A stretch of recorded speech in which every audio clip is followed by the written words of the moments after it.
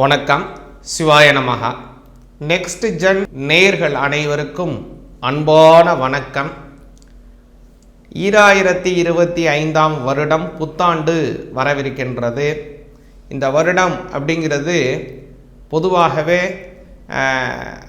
குரு பகவானினுடைய வக்கரத்தில் ஆரம்பித்து குரு பகவானுடைய பயிற்சியிலே முடித்து மறுபடியும் குரு பகவானுடைய வக்கரத்திலே இந்த வருடம் முடிகிறது. இந்த வருடம் ஒரு அற்புதமான வருடமாக அமைகிறது அத்துணை ராசிக்காரர்களுக்கும்.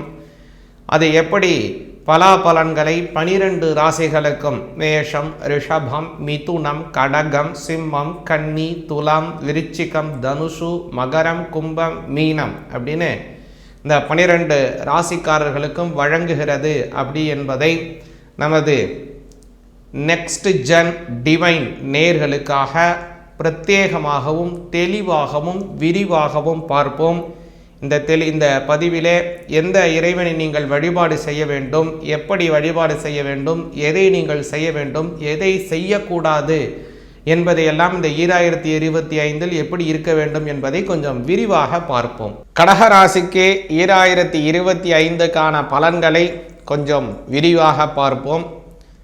கடகராசி அப்படிங்கிறது நல்ல ஏற்றங்கள் தரக்கூடிய ராசி கடகராசி. இந்த 2025 அப்படிங்கிறது பார்த்தோம் அப்படின்னா உங்களுக்கு அபரிமிதமான வளர்ச்சிகள், தொழிலிலே நல்ல முன்னேற்றம், வருமான உயர்வுகள், சொந்த வீடு வாங்கக்கூடிய அமைப்புகள் போன்ற எண்ணற்ற நல்ல பலன்கள் இந்த 2025 கடகராசிக்கு வருகிறது. விரிவாக ஏன் எதனால் அப்படிங்கிறதையும் கொஞ்சம் பார்ப்போம்.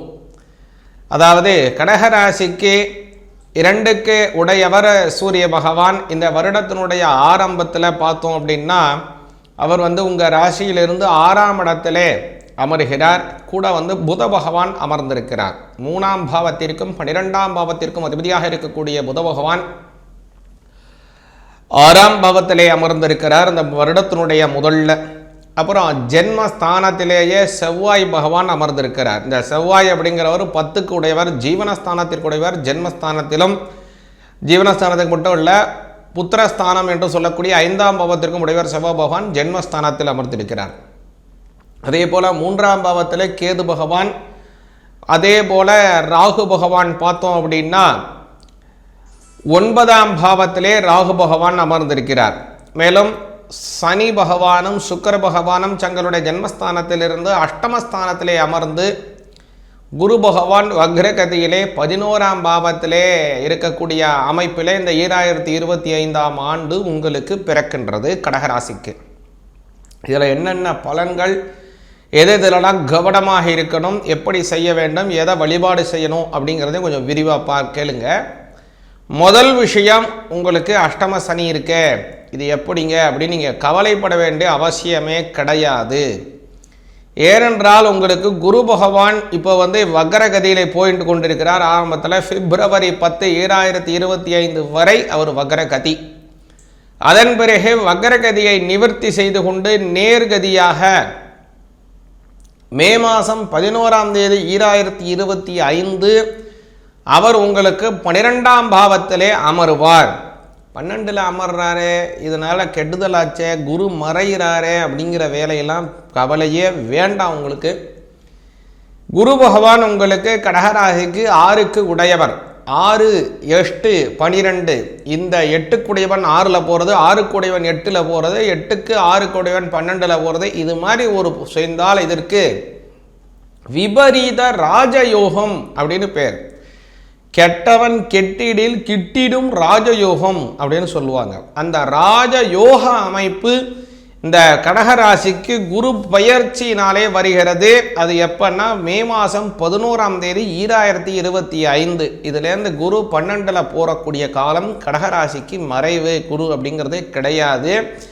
குரு பகவான் நல்ல இடத்துல தான் வரார்.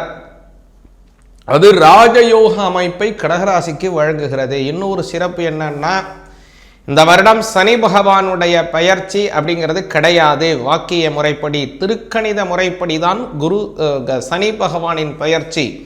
ஆனால் நாம் சொல்லக்கூடியது திருக்கோயில் அனுஷ்டானம். திருநள்ளாறு சனி பகவானுக்கென்று பிரத்யேகமாக இருக்கக்கூடிய பல க்ஷேத்திரங்களிலே 2026ஆம் வருடத்திலே தான் சனி பெயர்ச்சி அனுஷ்டிக்கப்படுகின்றது. அந்த அனுஷ்டான முறையிலே தான் நாமளும் இந்த ராசி பலனை சொல்லுவோம். அந்த வகையில் இந்த வருடம் முழுவதுமே சனி பகவான் உங்களுக்கு அஷ்டமஸ்தானத்தில் தான் இருக்கிறார். அஷ்டம சனியாச்சைங்க, ஏங்க இப்படி பயமுறுத்துறீங்கன்னு நினைக்காதீங்க. இதில் நல்லது என்னன்னா, குரு பெயர்ச்சி ஆயிட்டார் அப்படின்னா குரு பகவானுக்கு பார்வை 3 விதம். 7ஆம் பார்வை, சமசப்தம பார்வை, நேர் பார்வை, 180 டிகிரி, அது எல்லாருக்கும் தெரிந்தது. அதில் விசேஷ பார்வை அப்படிங்கிறது 5ஆம் பாவத்தையும் 9ஆம் பாவத்தையும் குரு விசேஷ பார்வை அப்படின்னு பேர். அந்த விசேஷ பார்வையினாலே குரு பகவான் 5ஆம் பார்வையாக கடக ராசியினுடைய முக்கிய வீடாக இருக்கக்கூடிய 6ஆம் பாவத்தை பார்க்கின்றார். இந்த 6ஆம் பாவத்தை பார்வை பெறுகின்றபடியினாலே ரொம்ப அமோக அமைப்புகள் வருகிறது. இந்த அமைப்புகள் ஒரு பக்கம் இருந்தாலும் குரு பகவானினுடைய 9ஆம் பார்வையாக உங்களுடைய அஷ்டமஸ்தானம் பார்வை பெறுகிறது. இந்த குரு பகவானுடைய அஷ்டமஸ்தான பார்வை அப்படிங்கிறது உங்களுக்கு நல்ல பலன்களை அதிகமாக வழங்கும். ஏன்னா அந்த அஷ்டமஸ்தானத்தில் ஏற்கனவே சனி பகவானுடன் ராகு பகவானும் சேர்ந்து அமர்ந்து கொண்டிருக்கிறார். அந்த சமயத்தில் குரு பகவான் அஷ்டமஸ்தானத்தில் போய் அவர்களை பார்ப்பதினாலே சனி பகவானினாலும் ராகு பகவானினாலும் ஏற்படக்கூடிய பல விதமான உபாதைகளை அவர் நிவர்த்தி செய்வார். குரு பகவானினுடைய பார்வை, அதான் குரு பார்வை கோடி நன்மை என்று சொல்வார்கள். அதனால் அந்த குரு பார்வை கோடி நன்மைகளை இந்த வருடம் உங்களுக்கு பரிபூர்ணமாக வழங்கவிருக்கின்றது. அது மட்டுமல்ல, உங்களுக்கு வரவிருக்கின்ற பல விதமான கஷ்டங்களை குரு பகவான் நிவர்த்தி செய்கிறார். அதுதான் மிக மிக அவசியமான ஒன்று.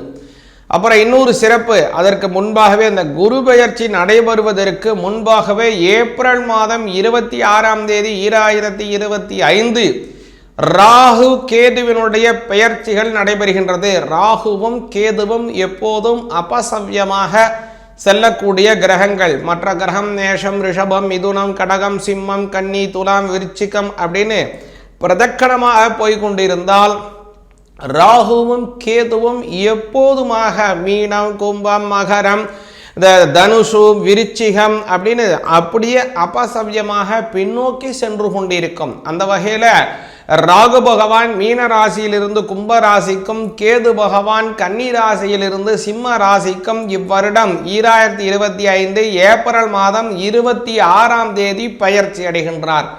இந்த பயிற்சியினாலே கடகராசிக்கு 2ஆம் பாவத்திற்கு வரக்கூடிய கேது பகவான் ஞான மோட்சகாரகன் வாக்குஸ்தானத்திலே வருவதனாலே உங்களுக்கு பேச்சு ஆற்றல் உயரும். உங்களுக்கென்று இருக்கக்கூடிய சுய கௌரவம் அதிகரிக்கும். வெகு நாட்களாக உங்களுக்கென்று இருக்கக்கூடிய பேச்சிற்கு உண்டான அவமரியாதை, உங்களுக்கென்று தனித்துவமாக ஏற்பட வேண்டிய செல்ஃப் ரெகக்னைசேஷன், உயர் அங்கீகாரம் வராமல் போய் கொண்டிருக்கக்கூடிய விஷயங்கள் இந்த வருடம் கண்டிப்பாக கைகூடும். உங்களை யாரெல்லாம் மதிக்காமல் இருக்காங்களோ அவங்கெல்லாம் உங்ககிட்ட வந்து உங்களுக்கு அப்பாயின்மெண்ட்டுக்கு வந்து காத்துக்கிட்டு இருப்பாங்க. நீங்கள் தான் இதை முடிச்சு கொடுக்கணும், நீங்கள் தான் இதை தலைமை தாங்கி நடத்தி கொடுக்கணும்னு உங்ககிட்ட வந்து ரெக்வெஸ்ட் பண்ணுவாங்க. அப்பேற்பட்ட பல நல்ல விஷயங்கள் இந்த 2025 கேது பகவான் 2ஆம் பாவத்திற்கு வருவதனாலே நடைபெறுகிறது. அது மட்டுமல்ல, ராகு பகவான் முறையாக உங்களுடைய அஷ்டமஸ்தானத்திற்கு வருகிறார் 9ஆம் பாவத்திலிருந்து. இந்த பாவத்தை ஏற்கனவே குரு பகவான் அவருடைய பயிற்சியினால் மூலமாக 9ஆம் பார்வையாக பார்க்கின்றார். குரு பகவானுடைய பார்வைக்குள் ராகு வருகிறார், சனி பகவான் வருகின்றார்கள். இதனால் என்ன நன்மைகள் அப்படின்னு பார்த்தீங்கன்னா, கஷ்டங்கள் நிவர்த்தியாகும். உங்களுக்கு இருக்கக்கூடிய பொருளாதார சிக்கல் நிலைகள் மாற்றம் ஆகும். ஏற்கனவே யார்ட்டாவது பணம் கொடுக்கல் வாங்கலாம் பிரச்சனை இருக்குன்னா அதெல்லாம் நிவர்த்தியாகும். உங்களுக்கு கொடுக்க வேண்டிய உங்கள்கிட்ட வந்து கொடுப்பாங்க. நீங்கள் யார்ட்டையாவது கடன் வாங்கியிருக்கீங்க, அவங்கள்ட்ட எப்போ திருப்பி கொடுக்கறதுக்கு நேரமே போரலையே, அதிகப்படியாக வட்டியே போயிட்டு இருக்கேன்னா அவையெல்லாம் நிவர்த்தியாகி அவங்கக்கிட்ட கொண்டு நீங்கள் கடனை செட்டில் பண்ணி முடிப்பீங்க. சொந்த வீடு வாங்குவதற்கு யோக பலன்கள் கிடைக்கும். வாகன யோகங்கள் கிடைக்கும். புதிய உங்களுடைய குடும்ப வளர்ச்சிக்காக சில கடன்கள் வாங்க வேண்டிய சூழ்நிலைகளும் உருவாகும். அவனால் அந்த கடன்கள் நன்மையாகவே இருக்கும். நியாயமான முறையிலே வட்டியிலே உங்களுக்கு கடன் கைகூடி கிடைக்கும். அதுதான் வந்து கடகராசிக்கு இந்த வருடம் ரொம்ப சிறப்பு. ஜூலை மாதம் 2ஆம் தேதி 2025 நவம்பர் 18ஆம் தேதி 2025 வரை உங்களுடைய அஷ்டமஸ்தானத்தில் இருக்கக்கூடிய சனி பகவான் வக்ரம் பெறுகிறார். 7ஆம் அதிபதி அஷ்டமஸ்தானத்தில் வக்ரம் பெறக்கூடிய அமைப்பு அப்படிங்கிறது நண்பர்கள், உறவினர்கள், வாழ்க்கை துறம் சில மன கசப்புகளை ஏற்படுத்தலாம். அதனால சனிக்கிழமை தோறும் சனி பகவானுக்கு எள்ளு தீபம் ஏற்றி வழிபாடு செய்வது மிக மிக அவசியமாக வருகிறது. இன்னொரு சிறப்பு என்னன்னா, நவம்பர் மாதம் 18ஆம் தேதி 2025 முதல் இதற்கு அடுத்த வருடமான 2026 மார்ச் மாதம் 17ஆம் தேதி வரை குரு பகவான் உங்களுடைய 12ஆம் பாவத்தில் இருப்பவர், அவர் வக்ரம் பெறுகிறார். இந்த குரு 2025 ஆரம்பத்திலும் குரு வக்கரம், 2025 முடிவிலையும் குரு வக்கரம், ரிஷபத்தில் வக்கரம், அடுத்து உங்களுடைய 12ல் வக்கரம். கடகராசிக்கு இது நல்லது தான். அந்த வகையில் பார்க்கும்போது இந்த வருடம் ரொம்ப அமோக பலன்களை பெறக்கூடிய வருடமாக அமைகிறது. திருமணமாக வேண்டியவர்களுக்கு திருமண பாக்கியம் கைகூடும்படியான நல்ல வசதிகளையும் வாய்ப்புகளையும் உருவாக்கி தருகிறது. குறிப்பாக இந்த வருடத்திலே சனி பகவானே சனிக்கிழமை தோறும் எள்ளு தீபம் ஏற்றி அவருக்கே உகந்தமான வன்னி இலையை கொண்டு அர்ச்சனை செய்து வழிபாடு செய்து வந்தீர்களே ஆனால் கடக ராசிக்கு அமோக பலன்கள் இவ்வருடம் நடைபெறும். சிவாய நமக. இப்படியாக உங்களுடைய ராசிக்கு உண்டான பலன்களை தெளிவாக பார்த்தோம். இந்த விஷயம் அப்படிங்கிறது உங்களுக்கு பரிபூர்ணமாக கிடைக்க வேண்டிய ஒரு முக்கியமான விஷயம். இந்த விஷயம் உங்களுக்கு பூர்ணமாக கிடைப்பதற்கு அல்லது கிடைக்காமல் தள்ளி போவதற்கோ அல்லது முன்கூட்டியோ இல்லை ஏதோ மாற்றங்கள் ஏற்படுவதற்கோ ஒரு விஷயம் கூட கிடைக்குது அப்படின்னா உங்களுடைய தனித்துவமான ஜாதகத்தை ஆராய்ந்து கொள்வது மிக மிக அவசியம். அதை வைத்தால்தான் எந்த கிரகம் இதில் கொஞ்சம் வலிமையாக இருக்கிறது உங்கள் ஜாதகத்தில், அல்லது எந்த கிரகம் உங்களுக்கு கூடுதல் பலனை தர வேண்டிய கிரகம் சரியில்லாமல் இருக்கு, தசாநாதனுடைய நிலைப்பாடு என்னங்கிறத பார்த்து உங்களுடைய வாழ்க்கையிலே முன்னேறுவதற்கு எதை செய்ய வேண்டும்ங்கிறத நம்மளால சொல்ல முடியும். அதனால் தனித்துவமான உங்களுடைய ஜாதக பலனை பார்ப்பதற்கு கீழ்காணும் நம்பரை தொடர்பு கொள்ளுங்கள். சிவாய நமக.